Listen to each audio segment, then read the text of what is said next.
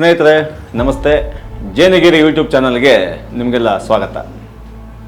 ಇವತ್ತಿನ ವಿಶೇಷವಾದ ಸ್ಟೋರಿ ಜಾತಿ ಲೆಕ್ಕಾಚಾರ. ಜಾತಿ ಲೆಕ್ಕದಲ್ಲಿ ಯಾರು ಎಷ್ಟಿದ್ದಾರೆ, ಕಾಂಗ್ರೆಸ್ ಯಾಕೆ ಜಾತಿ ಹಿಡ್ಕೊಂಡು ಕೂತಿದೆ, ಬೇರೆ ಪಕ್ಷಗಳು ಯಾಕೆ ವಿರೋಧ ಮಾಡ್ತಿದ್ದಾವೆ, ಜಾತಿ ಲೆಕ್ಕದಿಂದ ಅನುಕೂಲ ಆಗುತ್ತೋ ಅನಾನುಕೂಲ ಆಗುತ್ತೋ, ಈ ಎಲ್ಲ ವಿಷಯಗಳನ್ನು ನಾವಿವತ್ತು ಚರ್ಚೆ ಮಾಡ್ತಾ ಹೋಗೋಣಂತೆ. ಈ ವಿಡಿಯೋವನ್ನು ಕಡೆ ತನಕ ನೋಡಿ, ಸಬ್ಸ್ಕ್ರೈಬ್ ಮಾಡಿ, ಶೇರ್ ಮಾಡಿ, ಕೆಳಗಡೆ ಕಾಮೆಂಟ್ ಮಾಡೋದನ್ನ ಮರಿಬೇಡಿ.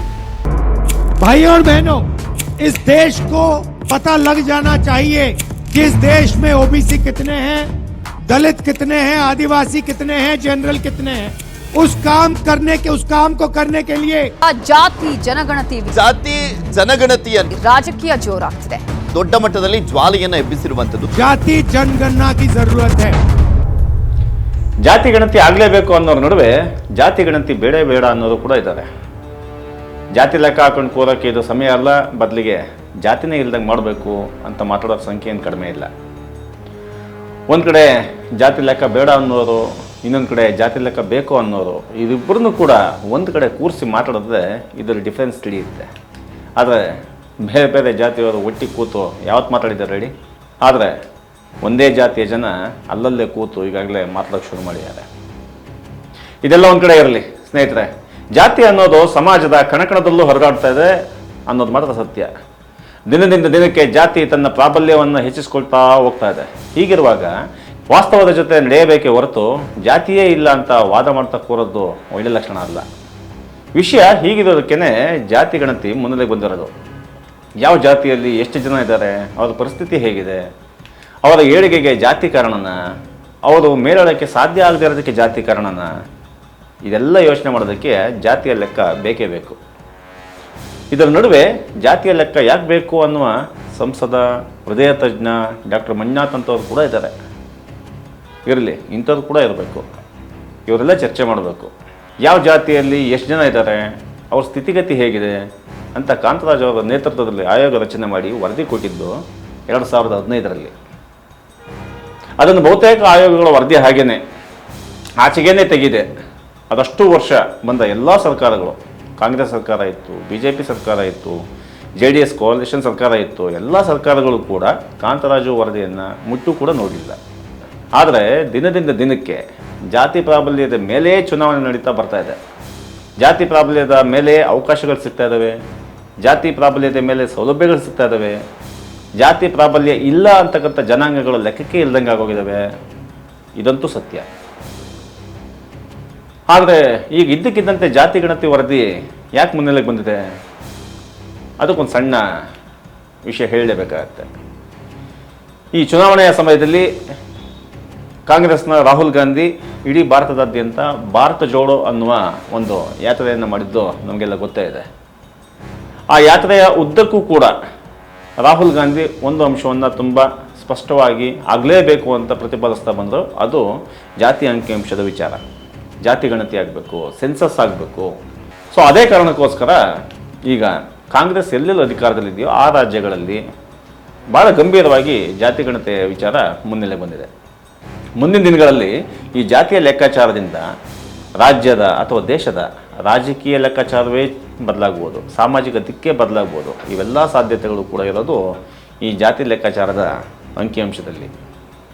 ಈ ಅಂಕಿಅಂಶಗಳನ್ನು ನೋಡೋದಾದರೆ ಮುಸ್ಲಿಂ 75.2 ಲಕ್ಷ, ಲಿಂಗಾಯತರು 66.3 ಲಕ್ಷ, ಒಕ್ಕಲಿಗರು 61.6 ಲಕ್ಷ, ಪರಿಶಿಷ್ಟ ಜಾತಿ 78.9 ಲಕ್ಷ, ಪರಿಶಿಷ್ಟ ಪಂಗಡ 30.1 ಲಕ್ಷ, ಕುರುಬ ಸಮುದಾಯ 44.1 ಲಕ್ಷ. ಹೀಗೆ ಒಟ್ಟು 167 ಜಾತಿಗಳ ಸಂಖ್ಯೆಯನ್ನು ಸೇರಿ ಒಟ್ಟು ಜನಸಂಖ್ಯೆ ಇರತಕ್ಕಂಥದ್ದು 5,98 ಲಕ್ಷ. ನೆನಪಿರಲಿ ಸ್ನೇಹಿತರೆ, ಇದು 2015ರ ಲೆಕ್ಕ. ಈಗಾಗಲೇ 10 ವರ್ಷ ಮುಂದೆ ಬಂದಿದ್ದೀವಿ, 2025ರಲ್ಲಿದ್ದೀವಿ. ಕೆಲವು ವರ್ಷಗಳ ಹಿಂದೆ ಖುದ್ದು ಕಾಂತರಾಜ್ ಅವರೇ ಸುದ್ದಿಗೋಷ್ಠಿ ಮಾಡಿ ನಾವು ತಯಾರು ಮಾಡಿದ ಜಾತಿ ಗಣತಿ ವರದಿಯನ್ನು ಸರ್ಕಾರ ಕಳೆದು ಹಾಕಿದೆ ಅಂತ ಗಂಭೀರವಾದ ಆರೋಪ ಮಾಡಿದರು. ಈಗ ಅದೇ ಕಾಂತರಾಜು ವರದಿಯನ್ನು ಆಧರಿಸಿ ಜಯಪ್ರಕಾಶ್ ಹೆಗಡೆ ಅವರ ಆಯೋಗ ಅವೇ ದತ್ತಾಂಶಗಳನ್ನು ಇಟ್ಕೊಳ್ತು. 2024ಕ್ಕೆ ಅಂದರೆ ಕಳೆದ ವರ್ಷ ದತ್ತಾಂಶಗಳ ಅಧ್ಯಯನ ವರದಿಯನ್ನು ನೀಡಿದೆ.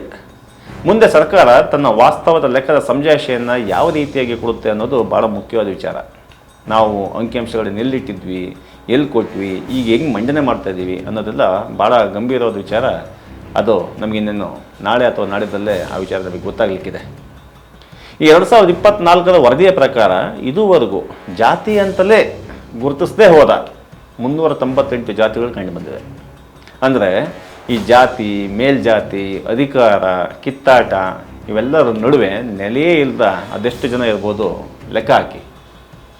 ಸ್ನೇಹಿತರೆ, ಇದಿನ್ನೂ ಸೋರಿಕೆಯಾದ ಮಾಹಿತಿ, ನಿಖರವಾದ ಮಾಹಿತಿ ನಮಗಿನ್ನೂ ಸಿಗಬೇಕಾಗಿದೆ. ಅದು ಕೂಡ ಈ ಅಂಕಿಅಂಶದ ಆಸ್ಪಾಸ್ನಲ್ಲೇ ಇರುತ್ತೆ ಅಂತಕ್ಕಂಥದ್ದು ನಂಬಲರವಾದ ಮೂಲ. ಇದರಲ್ಲಿ ಕೆಲವು ಸಮಸ್ಯೆಗಳಿದ್ದಾವೆ, ಭಾಳ ಗಂಭೀರವಾದ ಆರೋಪಗಳು ಕೇಳಿಬರ್ತಾ ಇದ್ದಾವೆ. ಅದರಲ್ಲಿ ಭಾಳ ಮುಖ್ಯವಾದಂಥದ್ದು ಈ ಜಾತಿ ಸಮೀಕ್ಷೆ ಅಂತಕ್ಕಂಥದ್ದು ಸರಿಯಾಗಿ ನಡೆದಿಲ್ಲ. ಕಾಂತರಾಜು ವರದಿ ಆಯೋಗದ ಪ್ರಕಾರ ಹತ್ತಿರ 6 ಕೋಟಿ ಜನರನ್ನು ನಾವು ಮುಟ್ಟಬೇಕಾಗಿತ್ತು. ಬಟ್ ಅವರು 6 ಕೋಟಿ ಹೋಗಲಿ 6 ಲಕ್ಷ ಜನ ಕೂಡ ಮುಟ್ಟಿಲ್ಲ. ನಮ್ಮ ಮನೆಗೆ ಯಾವ ಜಾತಿ ಅಂತ ಕೇಳೋದಕ್ಕೆ ಬಂದಿಲ್ಲ. ಇನ್ನು ಯಾವ ರೀತಿಯ ಸಮೀಕ್ಷೆ ಅವರು ನಡೆಸಿದ್ದಾರೆ ಅನ್ನುವ ಒಂದು ಗಂಭೀರವಾದ ಆರೋಪ ಈ ಅಂಕಿಅಂಶದ ಮೇಲೆ ಇದೆ. ಇದೇ ಗಣತಿ ಸರಿಯಾಗಿ ನಡೆದಿಲ್ಲ ಅಂತ ಆದರೆ ಅದನ್ನು ಬಹಿರಂಗಪಡಿಸಬೇಡಿ ಅಂತ ವಾದ ಮಾಡೋದು ಬಿಟ್ಟು ಬಹಿರಂಗಪಡಿಸಿದ ನಂತರ ಏನು ಮಾಡಬೇಕು ಅನ್ನೋದಕ್ಕೆ ಸಾಕಷ್ಟು ದಾರಿಗಳಿದ್ದಾವೆ. ಯಾಕೆ ಅಂತಂದರೆ ಜಾತಿ ಅಂತಕ್ಕಂಥದ್ದು ಭಾಳ ಸೂಕ್ಷ್ಮವಾದ ವಿಚಾರ. ಯಾವುದೋ ಒಂದು ವಿಷಯವನ್ನು ನೆಪವಾಗಿ ಇಟ್ಕೊಂಡು ಜಾತಿ ಅನ್ನೋದನ್ನು ಲೆಕ್ಕನೇ ಹಾಕಬೇಡಿ, ಅದನ್ನು ಮುನ್ನೆಲೆಗೆ ತರಬೇಡಿ ಅಂತಕ್ಕಂಥದ್ದು ಅಷ್ಟು ಒಳ್ಳೆಯ ವಿಚಾರ ಅಲ್ಲ. ಸ್ನೇಹಿತರೆ, ಇನ್ನೊಂದು ಮುಖ್ಯವಾದ ವಿಚಾರ, ಯಾಕೆ ಜಾತಿ ಲೆಕ್ಕಾಚಾರದಿಂದ ಕೆಲವರು ಹೆದರ್ತಾ ಇದ್ದಾರೆ? ಈಗ ಒಂದು ವಿಷಯ ಹೇಳ್ತೀವಿ ಬನ್ನಿ. ಈಗ ಲೀಕ್ ಆಗಿರ್ತಕ್ಕಂಥ ಅಂಕಿಅಂಶದ ಪ್ರಕಾರ ಜಾತಿಯಲ್ಲಿರೋ ಜನಸಂಖ್ಯೆಗೆ ಅನುಗುಣವಾಗಿ ಮೀಸಲಾತಿ ಕೊಡಬೇಕಾಗುತ್ತೆ. ಇಲ್ಲೇ ಇರೋದು ನೋಡಿ, ಮೇಜರ್ ಆಪರೇಷನ್. ಒಕ್ಕಲಿಗರ ಸಂಖ್ಯೆ 61.6 ಲಕ್ಷ ಅಂದರೆ ಈ ರಾಜ್ಯದ ಜನಸಂಖ್ಯೆ 10.3% ಜನ ಒಕ್ಕಲಿಗರಿದ್ದಾರೆ. ಈ ಜನಸಂಖ್ಯೆಗೆ ಅನುಗುಣವಾಗಿ ಮೀಸಲಾತಿ ಸಿಗ್ತಾ ಇರತಕ್ಕಂಥದ್ದು ಅವರಿಗೆ 7%. ಲಿಂಗಾಯತರ ಸಂಖ್ಯೆ 66.3 ಲಕ್ಷ ಇದೆ, ಅಂದರೆ ಈ ರಾಜ್ಯದ 11%. ಈ ಸಂಖ್ಯೆಗೆ ಅನುಗುಣವಾಗಿ ಅವರಿಗೆ 8% ಮೀಸಲಾತಿ ಸಿಗ್ತಾ ಇದೆ. ಈಗ ವಿರೋಧ ಮಾಡ್ತಾ ಇದ್ದಾರಲ್ಲ ಜಾತಿ ಗಣತಿ ಸೌಲಭ್ಯ, ಯಾಕೆ ಅವರು ಅಷ್ಟೇ ಎದುರ್ತಾ ಇದ್ದಾರೆ ಅನ್ನೋದಕ್ಕೆ ಭಾಳ ಮುಖ್ಯ ಕಾರಣ ಬಹುಶಃ ಇದಿರ್ಬೋದು ಸ್ನೇಹಿತರೆ. ಆ ಸಂಖ್ಯೆ ಈ ಮುಸ್ಲಿಮರದು 77.2 ಲಕ್ಷ 2015 ಇಸ್ವಿಗಿದ್ದದ್ದು. ಅಂದರೆ ಈ ರಾಜ್ಯದ 12.6% ಜನ ಮುಸ್ಲಿಮರು ಈ ರಾಜ್ಯದಲ್ಲಿದ್ದಾರೆ. ಮೇಲೆ ಇರತಕ್ಕಂಥ 60 ಲಕ್ಷ 50 ಲಕ್ಷ ಜನಕ್ಕೇನೆ 8% ಮೀಸಲಾತಿ ಸಿಗ್ತಾ ಇರುವಾಗ 75 ಲಕ್ಷ ಜನ ಇರ್ತಕ್ಕಂಥ ಮುಸ್ಲಿಮಾನ್ ಸಮುದಾಯಕ್ಕೆ ಸಿಗ್ತಾ ಇರ್ತಕ್ಕಂಥದ್ದು ಕೇವಲ 4% ಮೀಸಲಾತಿ ಮಾತ್ರ.